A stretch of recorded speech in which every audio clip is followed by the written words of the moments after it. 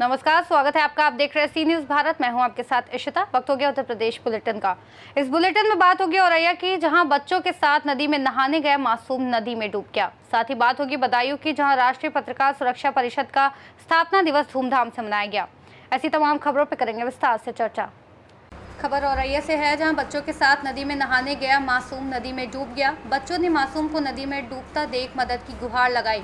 बच्चों ने मासूम को नदी से निकालकर जिला अस्पताल औरैया इलाज के लिए भिजवाया। जिला अस्पताल में डॉक्टरों ने मासूम को मृत घोषित कर दिया। मासूम की मौत से परिजनों का रो रो कर बुरा हाल है।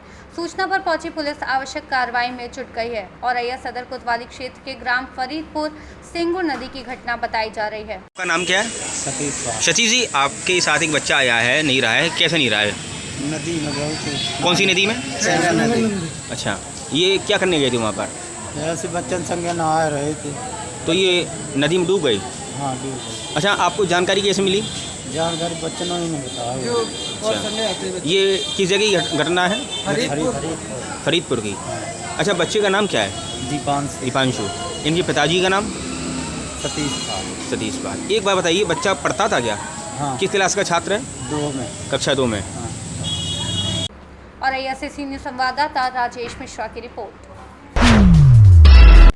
खबर बदायूं से है, जहां राष्ट्रीय पत्रकार सुरक्षा परिषद का स्थापना दिवस केक काटकर बड़े ही धूमधाम से मनाया गया। जनपद के विभिन्न स्थानों से सैकड़ों की संख्या में पत्रकार कार्यक्रम में शामिल हुए। स्थापना दिवस के शुभ अवसर पर संगठन के पदाधिकारियों ने नए सदस्यों को सदस्यता दिलाने के साथ कार्ड वितरण भी किए। इस संबंध में यही कहना है, परिचय दृष्टि से मैं सुमित मल्होत्रा, जिलाध्यक्ष राष्ट्रीय पत्रकार सुरक्षा परिषद से बदायूं से। और इस स्थापना दिवस हमारा ये केवल बदायूं जिले में ही नहीं, उत्तर प्रदेश के सभी जिलों में के अलावा अन्य राज्यों में भी बन रहा है। और ये हमारा जो संगठन है केवल पत्रकार हितों में काम करता है। कभी कहीं किसी साथी को समस्या दिक्कत आती है तो जिले स्तर से लेके प्रदेश के साथ सभी साथी उसका साथ देते हैं, उसकी समस्या के साथ कंधे से कंधा मिलाकर खड़े होते हैं। जनपद के विभिन्न स्थानों से आज यहाँ पर पत्रकार संगठन में आए हुए हैं, तो क्या मैसेज देना चाहेंगे उनको? बस मैं ये मैसेज देना चाहूंगा कि संगठन तो आपके साथ है, था, है, रहेगा, लेकिन आप भी काम फेयर करें, साफ काम करें, थाना चौकी के आसपास ना जाएं, जो खबर है बैठे बैठे प्राप्त करें अपने साथियों से, और साफ काम करने में ही वर्तमान समय में पत्रकार साथियों का सही रहेगा। इस संगठन का हमारा मेन उद्देश्य जो है पत्रकारों की समस्याओं को लेकर है। बाकी योजना और ही बना रहे हैं हम। पत्रकार सुरक्षा कानून के लिए भी लगे हुए हैं कि भाई संसद में इस आवाज को उठाया जाए, एक ऐसा नियम कानून बनाया जाए, अगर कहीं कोई समस्या आती है किसी पत्रकार के सामने तो उसके प्रति जो भी दंड हो हमारे संविधान में वो आगे बने। बदायूं से सी न्यूज़ संवाददाता प्रताप की रिपोर्ट। हरदोई के माधवगंज में ग्रामीण पत्रकार एसोसिएशन के संस्थापक बाबू बालेश्वर की 38वीं पुण्यतिथि पर जिले से आए विशेष आमंत्रित सदस्य शिव प्रकाश त्रिवेदी, देवेंद्र सिंह बबलू, हरदोई सदर तहसील अध्यक्ष निशांत सिंह, बिलग्राम तहसील अध्यक्ष आदि ने बाबू बालेश्वर के चित्र पर पुष्प अर्पित कर कार्यक्रम का शुभारंभ किया। कार्यक्रम के विशेष आमंत्रित सदस्य शिव प्रकाश त्रिवेदी ने पत्रकारों को संबोधित करते हुए कहा कि बाबू बालेश्वर जी की पुण्यतिथि पर हम सब आज यहाँ इकट्ठा हुए हैं। बाबूजी ने हमेशा निर्भीक पत्रकारिता की। उन्होंने पत्रकारों को न्याय दिलाने के लिए ग्रामीण पत्रकार एसोसिएशन संगठन बनाया। कार्यक्रम के मुख्य अतिथियों ने सीएचसी अधीक्षक संजय कुमार के साथ मरीजों को फल वितरित किए। मंच का संचालन राम नरेश आर्य ने किया। इस मौके पर सुधीर गंगवार, अखिलेश गुप्ता, मुकेश गुप्ता, माया प्रकाश आदि पत्रकार मौजूद रहे। हरदोई से सी न्यूज़ संवाददाता जितेंद्र कुमार की रिपोर्ट। हरदोई के माधोगंज विकास खंड के ग्राम पंचायत शुक्लापुर भगत के मचरा हुमायूंपुर में ज्येष्ठ माह के तीसरे मंगलवार के दिन शिव परिवार बालाजी धाम मंदिर पर समाजसेवी एवं पत्रकार राहुल गुप्ता ने भंडारे का आयोजन किया। मंदिर में बालाजी महाराज के दर्शन कर पूजा अर्चना करने के बाद सभी देवी देवताओं को भोग लगाकर भंडारे की शुरुआत हुई। भंडारे में सभी राहगीरों व भक्तों को शीतल ठंडा शरबत पिलाया गया। भंडारे में क्षेत्र व गाँव के सभी सम्मानित नागरिकों ने भंडारे में पहुंचकर बालाजी महाराज के दर्शन कर शरबत ग्रहण किया व बालाजी महाराज के जयकारे लगाए गए। भंडारे में सभी ग्रामवासियों के सहयोग से कार्यक्रम संपन्न हुआ। हरदोई से सी न्यूज़ संवाददाता जितेंद्र कुमार की रिपोर्ट। खबर प्रयागराज से है, जहां सीएमओ ने जफरा पहाड़ पर स्थित साधना हॉस्पिटल को सीज कर दिया। हॉस्पिटल की लापरवाही और गलत इलाज से जगेपुर कोटहा मेजा निवासी रंजीत प्रजापति का पैर काटना पड़ा था। युवक के एक्सीडेंट में पैर में चोट आई थी, जिसका इलाज साधना हॉस्पिटल के द्वारा किया जा रहा था। युवक ने सीएमओ प्रयागराज को लिखित शिकायत देकर न्याय की गुहार लगाई थी। शिकायत पर सीएमओ प्रयागराज मामले को संज्ञान लेते हुए टीम गठित कर हॉस्पिटल पर पहुंचे तो हॉस्पिटल में किसी भी प्रकार के डिग्री धारक डॉक्टर नहीं मिले। हॉस्पिटल में कई कमियां पाने और अवैध तरीके से चल रहे साधना हॉस्पिटल को सीएमओ द्वारा सीज किया गया। प्रयागराज से सी न्यूज़ संवाददाता अंशु कुशवाहा की रिपोर्ट। ज्येष्ठ माह के तीसरे बड़े मंगलवार पर हनुमान जी की कृपा से जगह जगह भंडारे का आयोजन हुआ। तहसील सिरौली, गौसपुर, बाराबंकी, साहू फैमिली रेस्टोरेंट और स्वीट्स की तरफ से ज्येष्ठ माह के तीसरे बड़े मंगलवार के शुभ अवसर पर विशाल भंडारे का आयोजन किया गया। भंडारे के आयोजन में भारी संख्या में भक्तों की भीड़ उमड़ी और सभी भक्तों ने भंडारा स्थल पर पहुंचकर प्रसाद ग्रहण किया। वहीं तहसील सिरौली, गौसपुर क्षेत्र ग्राम गहरेला में भी भंडारे का आयोजन गोपीचंद वर्मा के द्वारा किया गया। भारी संख्या में भक्तों ने मौजूद होकर प्रसाद ग्रहण किया। अंजनी के लाल हनुमान जी अपनी कृपा अपने सभी भक्तों पर सदा बनाए रखें। बाराबंकी से सी न्यूज़ संवाददाता विजय की रिपोर्ट।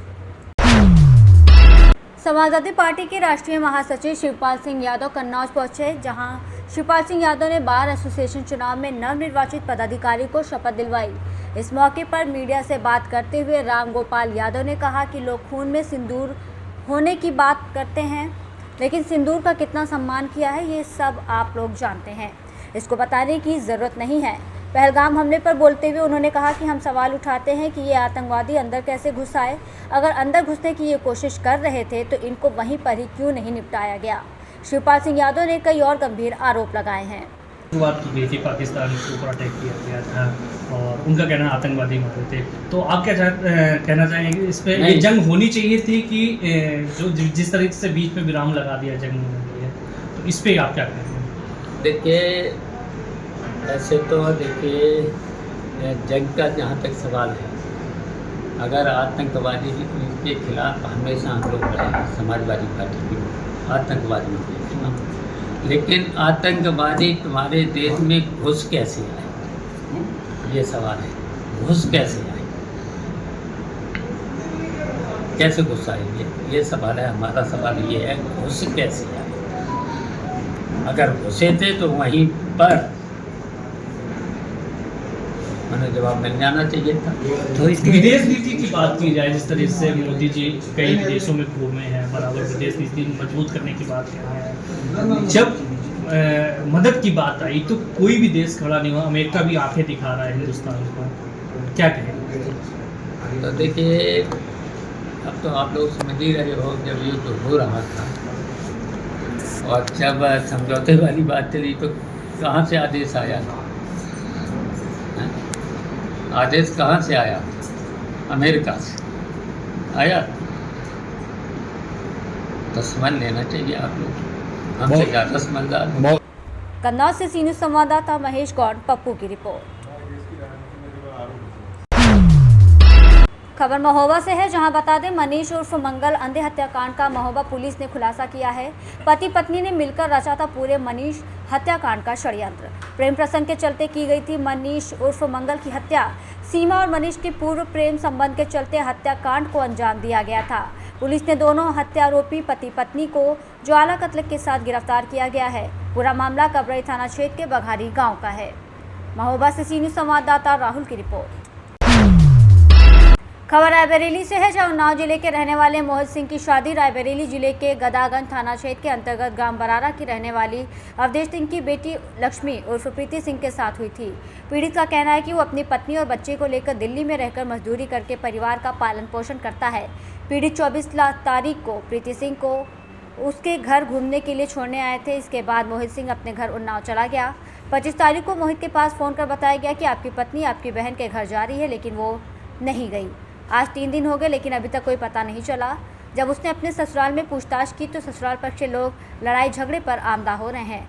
वहीं गदागंज थाने में लिखित तहरीर पर पति द्वारा दी गई है, जहां पीड़ित की तहरीर पर पुलिस जांच पड़ताल में जुट गई है। क्या नाम है आपका? मोहित सिंह। कहाँ के रहने वाले हैं? उन्नाव जिला माखी गांव। कहाँ आए हैं आप? हम यहाँ डलमऊ गदागंज आए हैं। क्या मामला है? मैं अपनी पत्नी को दिल्ली से लेके आया था। ये बोली थी कि मुझे जाना है मैके, छुट्टी चली 1 महीने के लिए, उसके बाद फिर स्कूल खुल जाएगा तो मैं आ जाऊँगी। और फिर इसको मैं यहाँ छोड़ने आया, 10 बजे आ गए थे शनिवार को, 24 तारीख को। संडे का उनके घर से फ़ोन आया उनकी भाभी का कि दीदी ये आ रही हैं कानपुर तुम्हारे यहाँ। तो उस समय मैं भी दीदी के यहाँ कानपुर में ही था। उसके अलावा 3 दिन से फिर कोई पता नहीं है, न इनके घर वाले समझ बता पा रहे हैं, ना हम बता पा रहे हैं। इनके घर में कह रहे हैं कि भैया एक बार कॉल करो, एप्लीकेशन करो, तो गाली दे के बात करें कि माता तो मुझसे मतलब नहीं है, जहाँ मर गई तो मर जाने दो, क्यों परेशान हो। तो सर आप बताओ, छोटा सा बच्चा है, अब बच्चे के लिए हम हैं, हमको उनकी ज़रूरत नहीं है। रायबरेली से सी न्यूज़ संवाददाता आलम कादरी की रिपोर्ट। इस बुलेटिन में फिलहाल इतना ही। देश और दुनिया की तमाम बड़ी जानकारियों के लिए बने रहिए सी न्यूज़ भारत के साथ।